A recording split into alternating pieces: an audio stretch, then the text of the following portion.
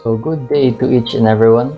So we are the group 1 and we will be presenting prelim project in maintenance. So along with me is Mr. Arellano Marc, Mr. Baritua Joash Mr. Bathan Hadley, Mr. Bugais Haniel, Mr. Dionaldo Joseph, and yours truly, Mr. Camillo Adrian Mhar. So we will be presenting our learning objectives. At the end of the discussion, the viewers should be able to know how to carry out piston overhaul of main propulsion engine and diesel engine, take crankshaft deflection for diesel engine, and replace a leaking mechanical seal of main engine lube oil pump. And they should be able also to know the tools and materials to be used, the necessary precautions that should be carried out prior, during, and after the maintenance. So, let's proceed to our first topic, which is the piston overhaul of main propulsion engine. So, why do we need to overhaul the piston of our main propulsion engine? So, as you know, our piston is subject to extreme temperature and extreme working conditions. So, that's why we need to execute overhaul to ensure that it is still safe and it is still functional for continuous operation of the main engine. So next is the precautions to be carried out prior to the maintenance. So prepare minimum personal safety equipment requirements like safety shoes, hearing protection or hearing aids, boiler suit, or other similar protective equipment. So this is to heighten the protection of the personnel that will be executing the overhaul. So the following precautions must always be observed. Be clear of the space below a crane with load. This is to prevent falling accidents in the engine room. Before opening of cocks, always observe which way liquids, gases, or flames will move and keep clear, so to prevent further accidents. Dismantling of parts may cause the release of springs, for example, spring return valves. So in dismantling those parts, we need to be cautious. Removal of plugs may cause the release of pressurized fluids or gases. So most especially in our enclosed system, where pressure is very vital. So we need to be cautious in removing plugs. Do not stand near turbochargers in case of any abnormal running. And do not stand near crankcase doors or relief valves, nor in corridors near doors to the engine room. So this is also to prevent falling accidents or incidents in the engine room. So to continue, before executing the overhaul, we need to take note of these things. You need to shut off starting air and lock it off to stop the feed of starting air in our system. So we need to open the indicator cocks, cool down the engine sufficiently to allow lube oil pumps to be shut down, isolate fuel and cooling water, work discussion, or toolbox meeting. So it must be carried out to ensure that all the participants have read the manuals, they are familiar with the procedures, safety precautions, and also they're familiar with the recommendations of the manufacturer. Ensure that each person knows his or her tasks and confirm required spares are on board, so that we will not waste any time when dealing with spares on board, like that lifting tools, straps, shackles, etc. are within certification and in good order. This is to prevent accidents in the engine room. Check that jacks are in good condition and with no leaks. Also, we need to ensure permission for executing overhaul is given. So we should carry out risk assessment to mitigate risks that can possibly happen when overhauling. We need to ventilate crankcase and obtain permit to work. Ensure that no one else is working elsewhere on the engine and could be potentially harmed. Check that no one is working in the vicinity of the shafting system and propeller, and that the bridge have confirmed that it is safe to turn the engine. So there are tools and materials that is used in overhauling. So these are some of those materials. A valve teeth grinder. So it is specially used for cutting tools, hardware resistant surfaces, and serves as surgical instrument and cutlery.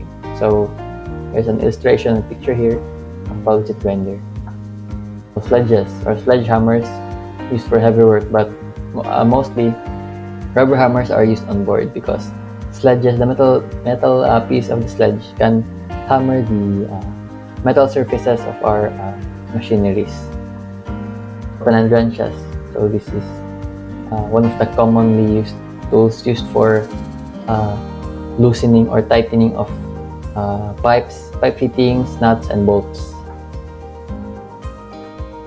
Spanner wrenches. Also, this is also used for widely used for loosening or tightening nuts.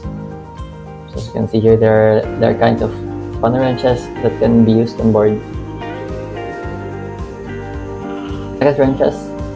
These are heavy-duty wrenches made with 4 or 6 inside faces for hex nuts. So next is hammer. So like what I've mentioned earlier, rubber hammers are usually used not for overhauling procedures because it can prevent damages to our metal surfaces of our machineries or machinery parts.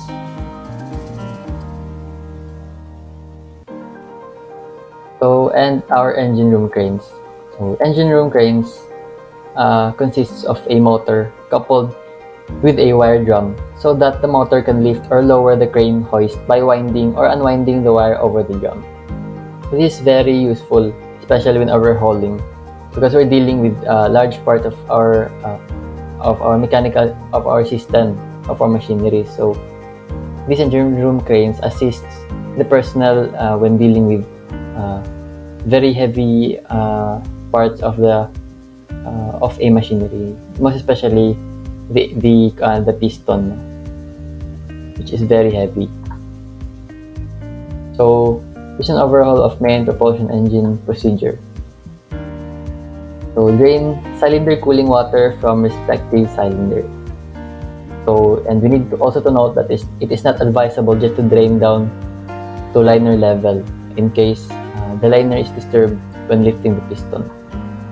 So we need to remove the cylinder head and associated pipework, turn engine to BDC or bottom dead center, and remove carbon and wear ridge from cylinder liner using a grinder. So unbolt the piston rod from the crosshead. A 2-piece spacer tube is bolted to the piston rod foot to protect the piston rod gland when lifting the piston.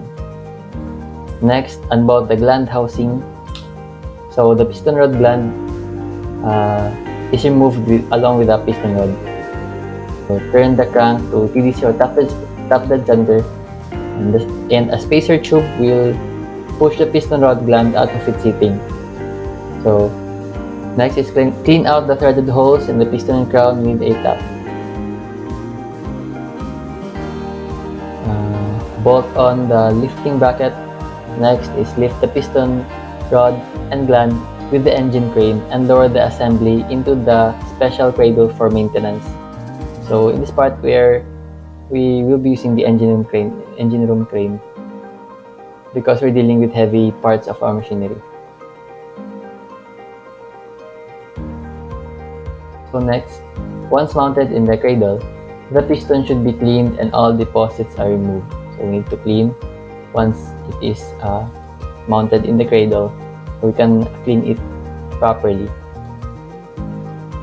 The piston rings are removed using the correct expanding tool. So we need to inspect the ring grooves for wear and tear on the bottom landing of our surface. So a profile gauge is used to check that the crown has not burnt excessively, which would thin and weaken it. So if the burning is excessive, the cause is often poor fuel injection. That's why we need to investigate and replace the piston crown. So the crown of the piston must be inspected very carefully for evidence of cracking.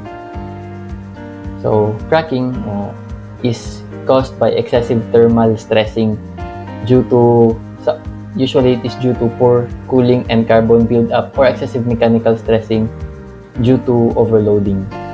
So the contact faces of the rings and the skirt are inspected for signs of abrasion and scuffing, which indicates poor filtration of fuel or air and poor cylinder lubrication. So excessive wear on our piston skirt may indicate misalignment or excessive clearance of our crosshead guides. So we should be cautious with this.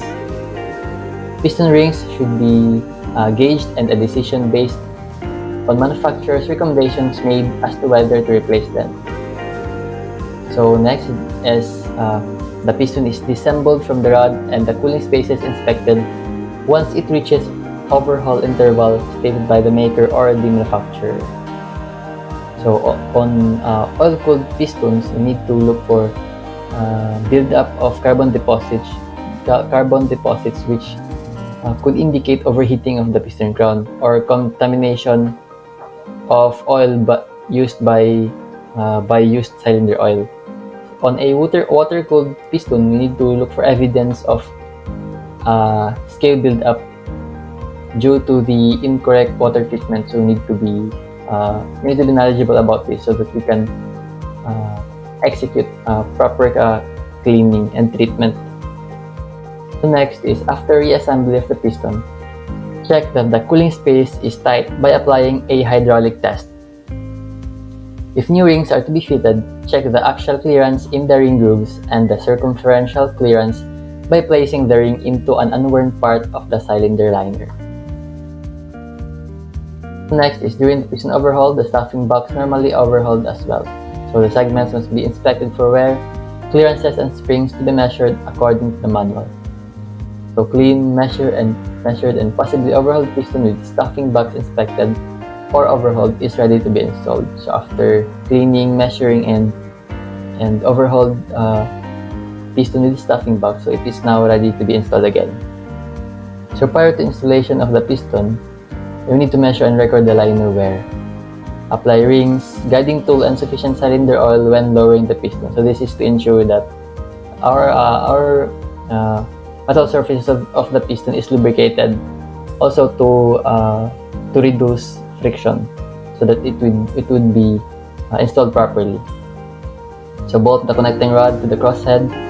Next is secure the stuffing box. Install the cylinder head and associated pipework, and fill the cooling space with water and check for any leakages from the outside and inside of the engine. So after that, we can start preheating the engine and start our lubricating oil circulation and pre-lubricate and turn the engine with the turning gear. So this is to ensure that all the mechanical surfaces or mechanical contacts of our piston is lubricated with lube oil. So I think that would be all for the piston overhaul of marine diesel engine. So next topic will be presented by the next presenter. So thank you for listening. Okay, so good day everyone. So we are here with Engine Cadet Joseph Dionaldo to discuss the piston overhaul of diesel engine. So next slide. So before we are going to proceed with the overhauling of the diesel engine. First, we must also practice safety culture, which is wearing of PPEs and other necessary equipments to ensure the practical safety of each crew on board, especially who are going to perform the overhauling of the diesel engine. So there are 5 major steps that is followed in the diesel engine repair and overhauling process, and it is illustrated below. So first is the removal and disassembly of the engine. So in this step, our panel of team disassemble the engine on site by portable tools and equipments. So the crews and engineers, officers on board, are going to disassemble the diesel engine on board also. And also with this, there is a need for the necessary tools and equipments to fully perform this overhauling or repair. and it would be found also in the engine on the tools on board. So inspection of diesel engine and spare parts. After the disassembly of engine, start with the inspection process. We use latest inspection instruments to check every spare parts of the diesel engine, which are the connecting rods, bearings, crankshaft, cylinder head, and other parts of the engine or diesel engine. And also there is also a preparation and submission of inspection reports. So after the inspection, there is a preparation and elaborate report for every spare part of the engine that they have inspected.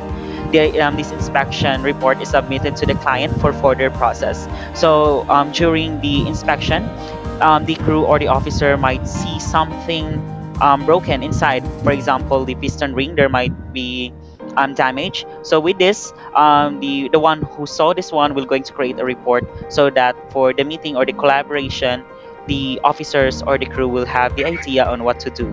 So also the calibration and overhaul of the engine spare parts. So after the submission of reports and discussion with the client, our engineers will start with the calibration and overhauling of engine spare parts. They calibrate and repair diesel engine spares by the latest tools. So on board, especially on the international vessels, it is already evident that there are latest tools or necessary tools when doing the for the overhauling process of the diesel engine.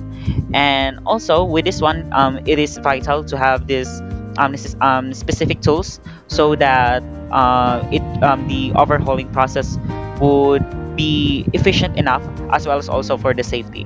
And also the assembly of the engine after the inspection and repair. Now it's the time to assemble the engine. And for the next slide,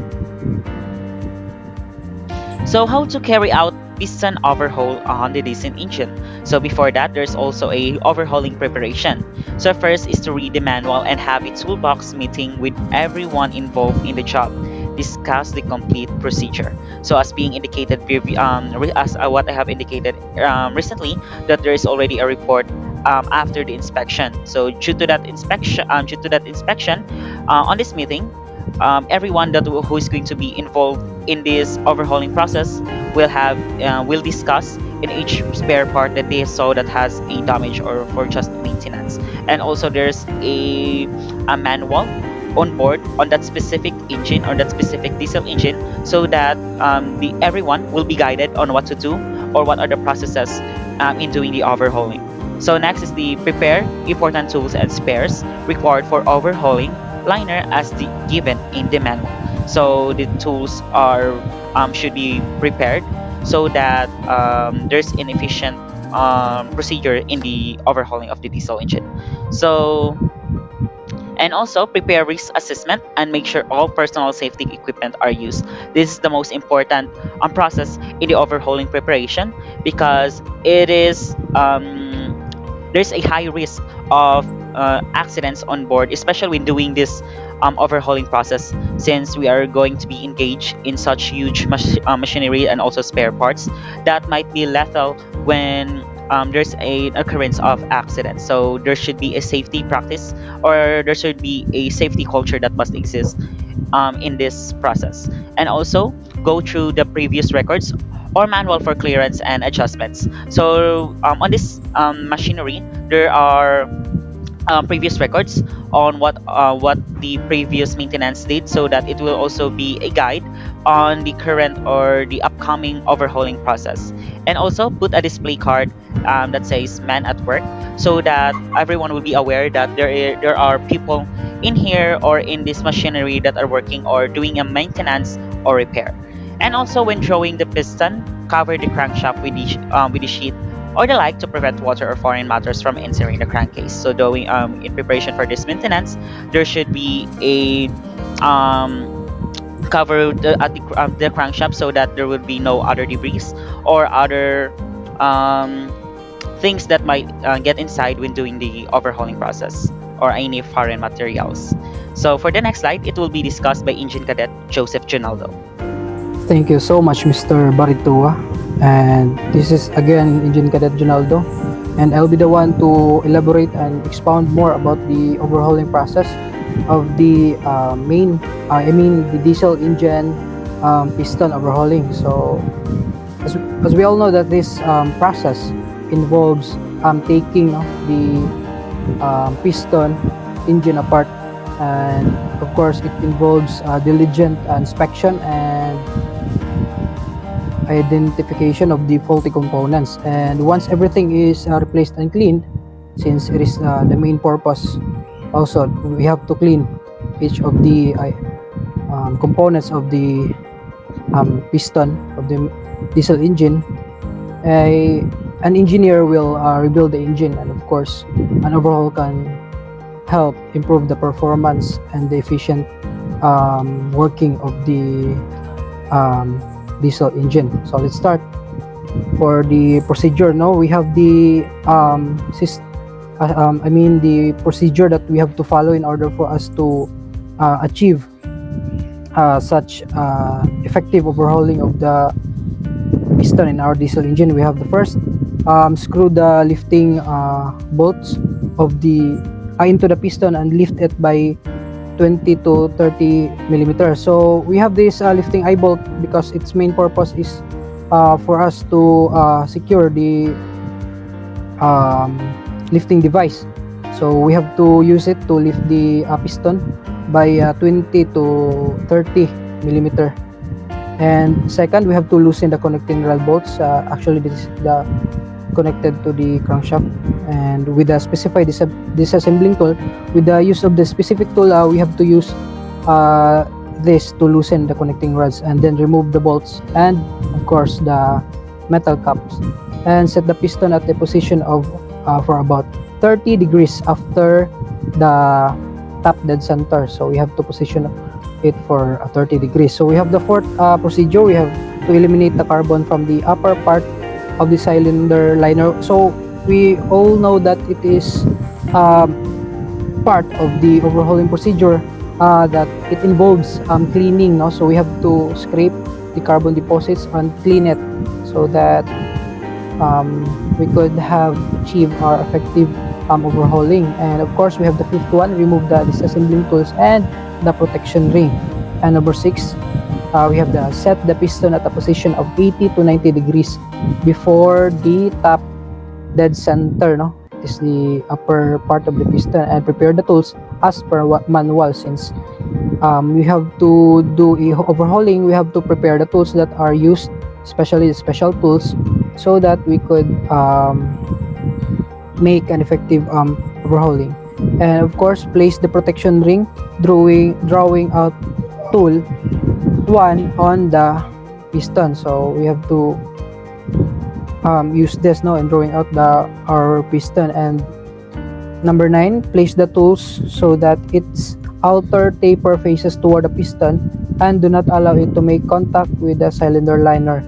And number 10, attach the liner retaining implement to and spacer and lock them with the cylinder head tightening nut. Number 11, turn the flywheel and remove the piston ring, the protection ring. So this is again the I guess the piston ring of the parts of the piston. And lastly, we have to remove the upper metal and finally draw out the piston. So that is the step-by-step procedure on how can we draw out or overhaul the piston inside our main diesel engine.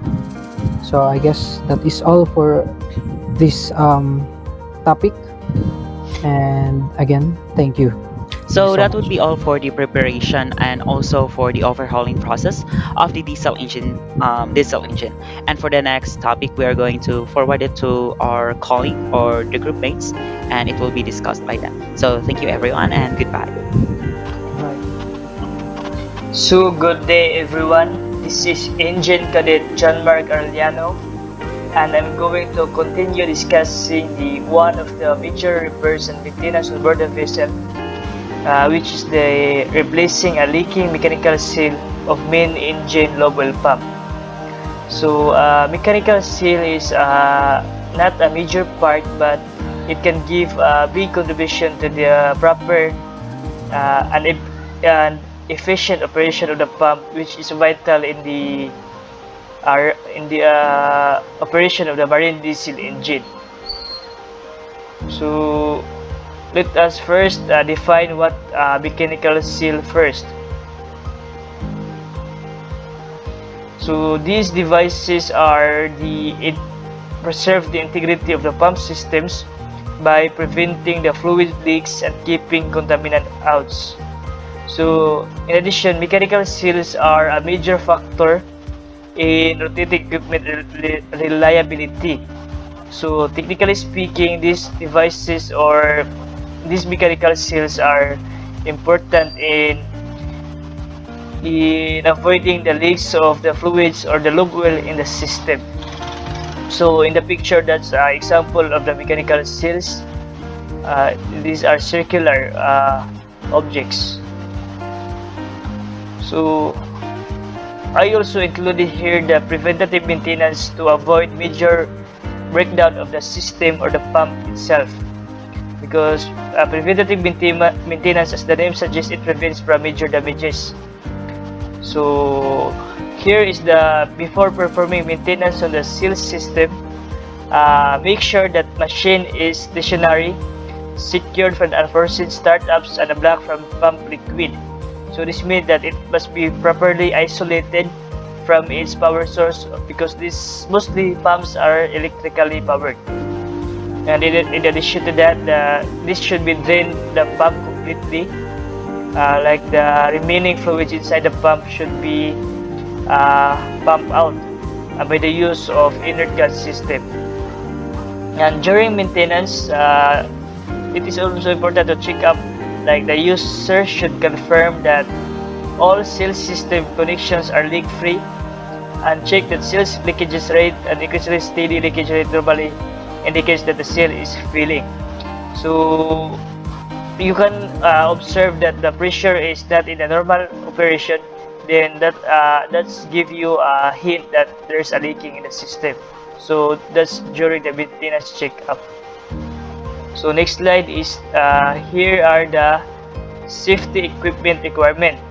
So before doing such repair and maintenance, it is important to have the knowledge of what are the things or the equipment that you are going to wear prior to doing so. So this is very vital to avoid a major accident on board, and it minimizes the risk of getting injured.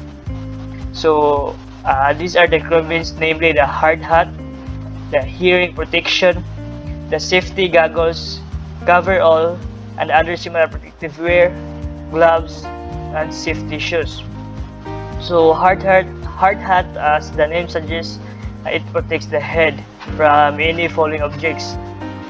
Hearing protections, a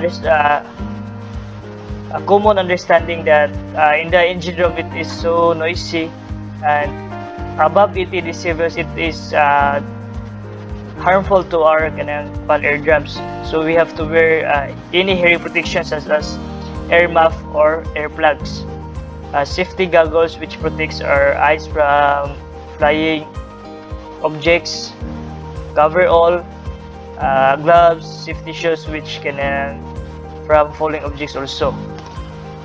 So it is important to have this equipment, this personal safety equipment. So next is, here are the main topic that I'm going to discuss: the replacement of the mechanical seal of main engine lube oil pump. These are the procedures that need to be followed step by step, and failure to follow the steps can lead to damage of the pump or accident. So we don't need to bypass any of the procedure. So first is slowly close discharge valves. So we have to stop the flowing of the lube oil inside the system. Next is second, stop the pumping unit in accordance with the directions on the electrical power supply. So as I said earlier, that prior to doing the repair of the pump, we must properly isolate it from the power source to avoid electrocution. This is for safety purposes or safety reasons. Third is the tag out and lockout power to motor according to OSHA or the Occupational Safety and Health Administration Standard 1110.147. So tag out and lookout gives you the assurance that no one will turn on the motor of the pump, because if one of the personnel is turned on the pump and you are doing the repair, then you might get accident like electrocution, or your hands will be cut. So fourth is shut off and close all valves. So we have to shut the suction and the delivery or the discharge valves, so that there's no any liquid or lube oil that will enter inside the pump. So 6 is the remove caps, screws, lock, washers from coupling guard, remove coupling guard, remove guards gasket from coupling guard, match mark coupling hubs to assure proper coupling assembly, disconnect coupling hubs.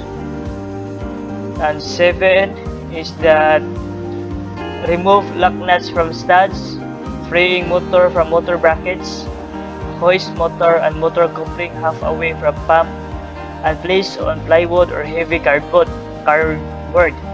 So you will not directly repair the pumps in the floor, but instead you have to put some cartons or any other as like plywood to avoid damage of the components of the pump, because a single or a small damage of the component of the pump would lead to leakages, which will minimize the pressure or increase the pressure above from the set limit. So number 8, loosen tube connectors and remove tubing. So 9, remove coupling hub from shaft, remove coupling key. Number 10, remove lock nuts from studs, remove bearing cap from studs and from shaft, remove gasket from bearing cap. Next is the remove mechanical seal from shaft. So this is our main objective, which is to remove the mechanical seal and change it with a new one, because in our as far as the manual is concerned, we have to change with the new one, because this is not impossible to run the pump in a high efficiency. So we need to change a new mechanical seal. 12, lubricate shaft to facilitate installation of new mechanical seal. Install mechanical seal on shaft. So in doing so, we have to follow the steps also, and avoid using hammer, but instead those lever in removing and use pipe tube in putting back the mechanical seal. And 13 is install new gasket on bearing cap, secure bearing frame to column with new lock nuts on stud. So lastly, continue reassembly the parts. So what you have removed should always be put back. No component should be left behind. So to conclude, we must follow the step-by-step process in removing the components, those small components which gives a big impact in the running operation of the pump. So again, to wrap it up, safety culture must be observed. The proper before and during after preventative maintenance should be followed also, and of course the procedure, which is based on the manufacturer's manual, because every manufacturer's manual has different procedure, because it depends on the owner.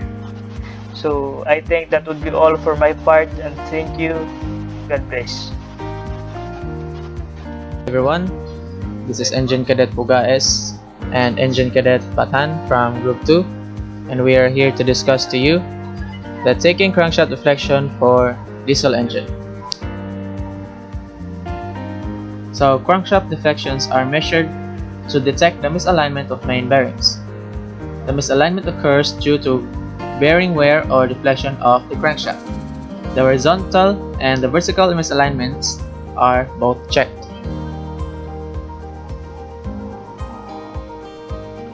So the tools to be used in conducting crankshaft deflection measurement are: first is deflection gauge. The deflection gauge is the main tool you will be using to conduct crankshaft deflection measurement. These gauges can be either mechanical or digital. Second is the indicator gauge. Across the center of the crank ribs, while turning the engine clockwise or counterclockwise, the dial indicator defines the condition by showing both sides vertical and horizontal point readings. Last is the straight gauge, used to measure the variation in the distance between adjacent crank webs when the engine shaft is rotated by bearing the engine over. So the procedures in taking crankshaft deflection for diesel engine are: firstly is to check the oil condition for any smell, discoloration, and degradation. So what we use here is for our senses of smelling, or our senses of feeling, for checking the oil conditions of any smell, the discoloration, and degradation of the oil condition. Second is turn the engine to BDC and start checking from under stuffing box area for any sign of black oil, which is an indicating of stuffing box leaking. Next is check the piston rod surface for scoring mild and roughness. So for checking the piston rod, we must see for ourselves if it has any scoring marks or roughness, or it will affect the performance of the piston rod. Next is check piston palm bolts and locking device for slackness and fretting. So in order to check, we must check the palm bolts and locking device for its tightness and for safety precautions for the piston palm bolts. Next is check the guide and guide shoe bearing general condition and the area around frame where guide is attached for any visible cracks. So in checking the guide and guide shoe bearing, which is in general condition, we must check it generally for any attached visible cracks. Next is check that the guide shoe and cover bolts are in place and not slack. So importantly, we must check the guide shoe cover bolts if it's tightly in place and not slacking in order. Next is we must check the crosshead bearing general condition. Next, evaluate top and bottom end of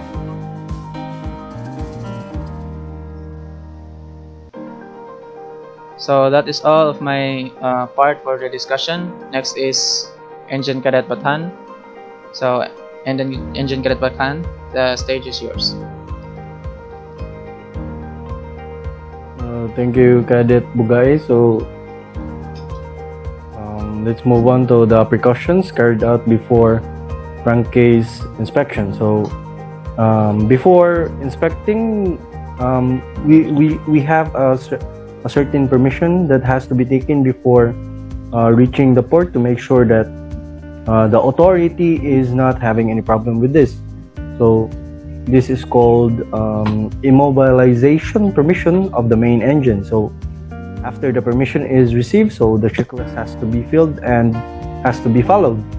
So number one is to shut off the main air starting valve and the air main valve. So let's put on a scene that there is an event in your cylinder air starting valve, so it is leaking. So hot gases could pass into the air pipes and ignite with the lubricating oil. So this could lead to an explosion to your pipeline. So that's the importance of shutting off your main air starting valve. So number two is to open indicator cocks and engage turning gear. So we have to carefully open the indicator cocks of the cylinder for a few seconds and blow out the cylinder. Okay, this will it will be done to remove any stock up impurities inside the cock. So number 3 is ensure that the engine has been tuned for at least half an hour before stopping lube oil pump and crosshead lubrication pump. So this is to ensure that all of your parts are in your engine are working fine. So number 4 is to stop lube oil pumps and crosshead oil pumps and place the circuit breaker in off position. So number 5 is post notice don't start men at work. So this is to state that there are people working or crew members are working in that system, no? So that the system should not be started. Number 6, inform duty officer for propeller clearance. Number 7, open crankcase door and ventilate properly. So after stopping the engine, the pumps and crankcase doors should be open for a very sufficient time. This to be given to cool and ventilate the space, as the temperature inside is very hot and deprived of air. So number 8, wear safety gear, example helmet, boots, raincoat, gloves, and etc. So safety clothing is very important in your workplace, since this will protect us, the users, against any health and safety risks at work. So number 9 is use safety lamps, torches, and tools. So it is important for us to use lighting device in dark areas in our system. So number 10, all package should be emptied or contents and all tools taken inside must be accounted for. Number 11, one responsible person must stand outside. So let's start this. So let's move on to the precautions to be carried out after taking crankshaft deflections for diesel engine. So number 1 is to clean the area of which the personnel did the maintenance. So this is your workplace or should be a clean area, no? To help the system even be more healthier. So number 2 is return all the tools that you have been used in procedure. So we have to return the tools. Also for future inspections, we need these tools naman for future inspection and maintenance. Number 3 is to inform your seniors or higher ups that you are done with the task and task at hand, so that the superiors could record it for future inspections instead. Number 4, inspect the part where you did the maintenance and to make sure everything is in tip-top shape. Number 5, perform a checklist check on the measurement, shape, and design of the part that you have replaced or fixed to make sure everything is good to go. So number 6, final go around checklist or check up in all other parts of the equipment, not just by the part you fixed, to ensure that the equipment is tip-top and ready to be used again. So again, we have to check the system not just by the part that you have done the maintenance, but all the parts in the system. This is to ensure that all of them are working fine and working in a good condition. So number 7, the last number, after everything is done, we should start the machine or the engine afterward. So I think that will be all. So that is all for our discussions today. Thank you for listening, and we hope you understand what we discussed. This is Engine Cadet and Bugais and Bathan signing off. Thank you.